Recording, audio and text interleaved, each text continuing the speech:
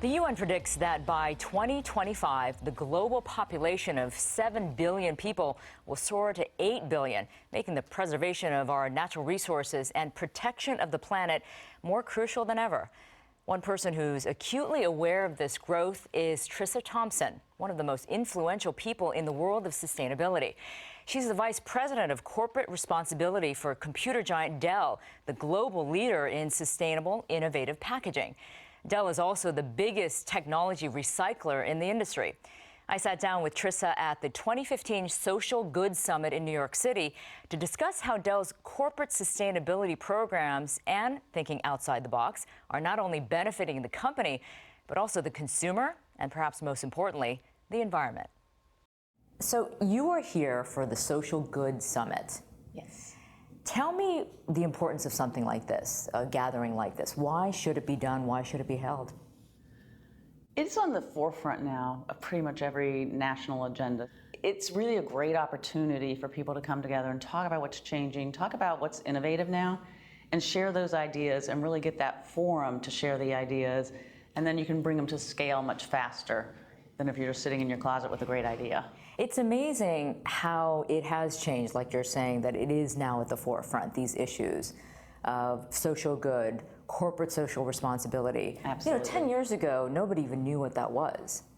So tell me about your experience in seeing that change and how people are starting to really become interested and involved in those ideas. Yeah, so no, interestingly, I've been at Dell 17 years, and it's been there the whole time I've been there. So Dell's been involved from, the beginning. I mean, Michael started the company with the idea that his products, they have to be designed for recyclability.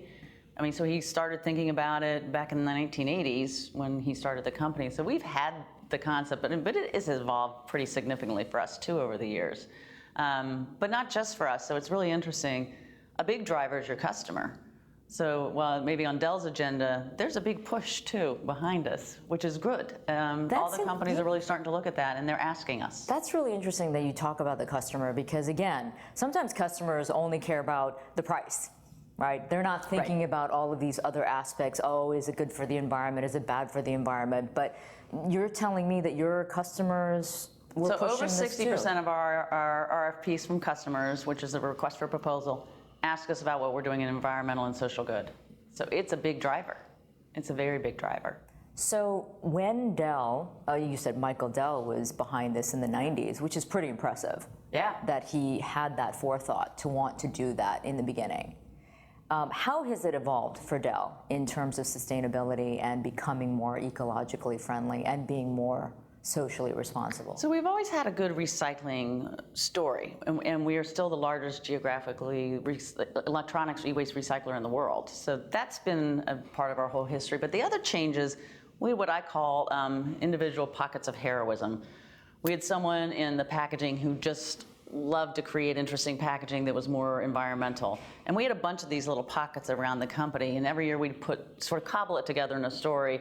Until about 2 years ago, we launched the 2020 Legacy of Good, and this is the first time we have long-term goals.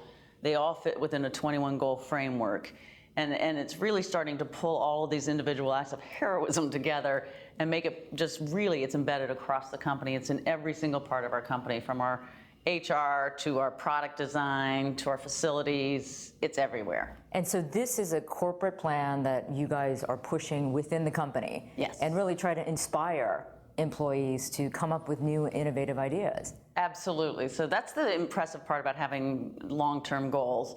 So the biggest goal, sort of the overarching goal, is that by 2020, the good that comes from our technology will be 10 times what it takes to create and use it.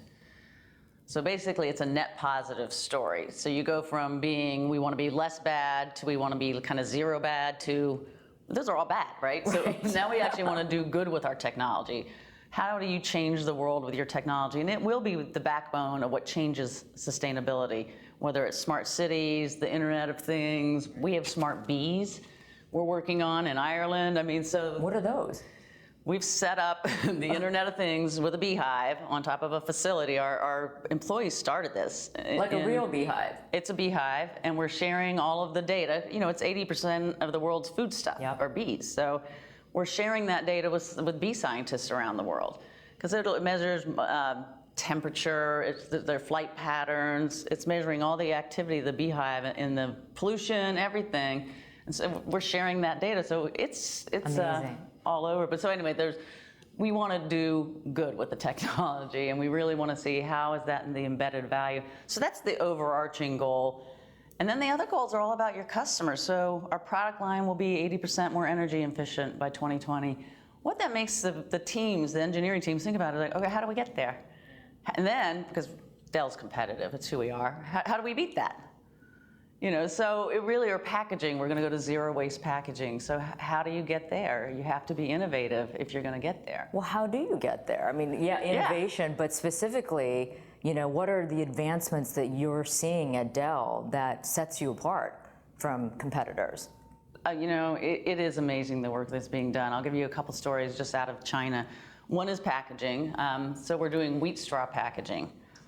So wheat straw is the waste, it's agricultural waste. Today in China they burn it, which is not good. There's already enough air pollution. So we found one of our suppliers in China is working with us, and they are learning how to turn it into packaging. It's basically a cardboard sort of substitute. So we actually pay the farmers for the wheat straw, so they're making more money and they're not burning it. Then they're turning the wheat straw into a usable product, which is also recyclable, biodegradable. It uses less water, it uses less energy, it's 40% less water, 90% less energy, and it costs less. So that's the kind of innovation that's driven by, you set a long-term goal, you're gonna get there, but you're gonna think about how do you be creative to get to that next place. We're also, we're the first electronics company that has done this. We're using, you know, we collect the e-waste. We're taking the plastics out of the computers that we've collected, and we're working again with a supplier in China, and we're putting that plastic back into our systems. So it's the perfect circular economy. It's not going to waste. It's an investment in the materials that we have.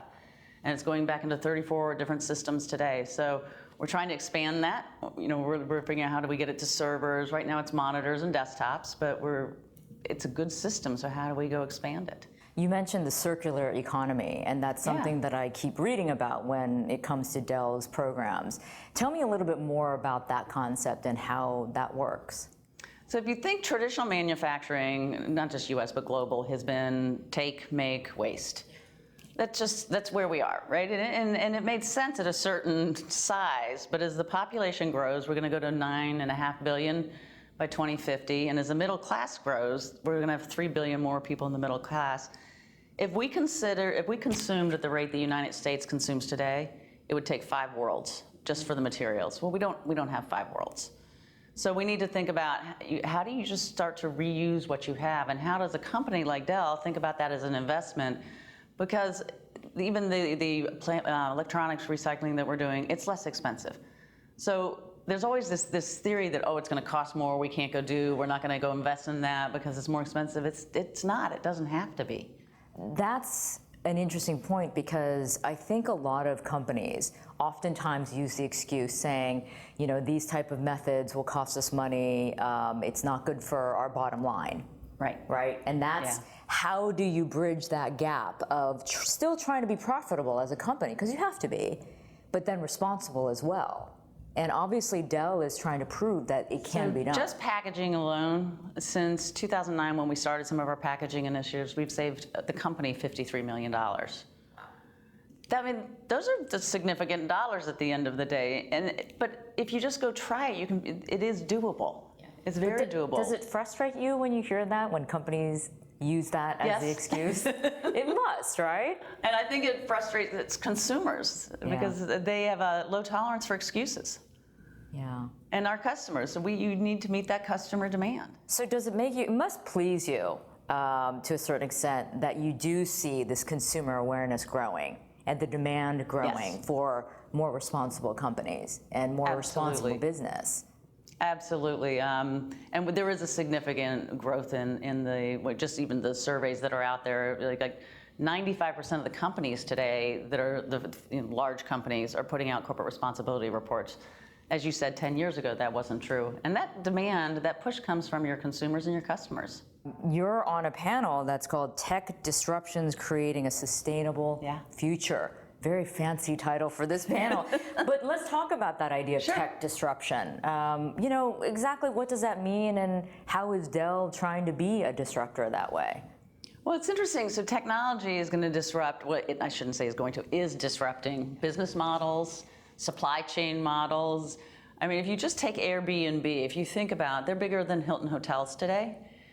They had no startup costs like a normal hotel. They didn't have to buy any real estate. They didn't have to build buildings. I mean, think about that, and they're bigger than Hilton. So it is really disruptive, and we've customers like Uber. Everyone knows that model. Very, very creative, very different. So it's been really exciting to work with companies like those. But it's also going to be really disruptive when you look at the Internet of Things, and I think there is, everyone says that word, so I know it becomes somewhat meaningless at some point. But it is really about how do you use technology to monitor and make your processes much more efficient than they are today. So we're working, for instance, with a university in China, and it's been asked by the Chinese government to go really study the traffic patterns in the city. So we've installed monitors, and we are providing all the backup and the big data processing for them. And they're really starting to look at the traffic patterns and say, how do we make this more efficient? Why is this light taking so long? Why does the traffic work here the way it does? That's going to change how we all operate. So it's going to be smart cities from water, it'll be healthcare, how it's delivered. I mean, even just the remote diagnostics that are capable today that weren't, when we were growing up. It's going to change the delivery of healthcare. It should bring down the cost. It should bring up the accessibility. So we're excited. Education, we're very excited about what technology can do for education. I mean, remote learning didn't exist either. Exactly, exactly. Now you can reach so many more It's hugely accessible. people all over the world. And that's the thing about technology. You're right. You can access and change nearly every industry in nearly every aspect of life.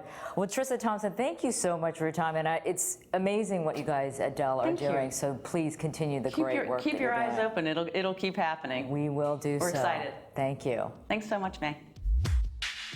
Coming up next, thinking outside the box by using storytelling to teach children in Myanmar.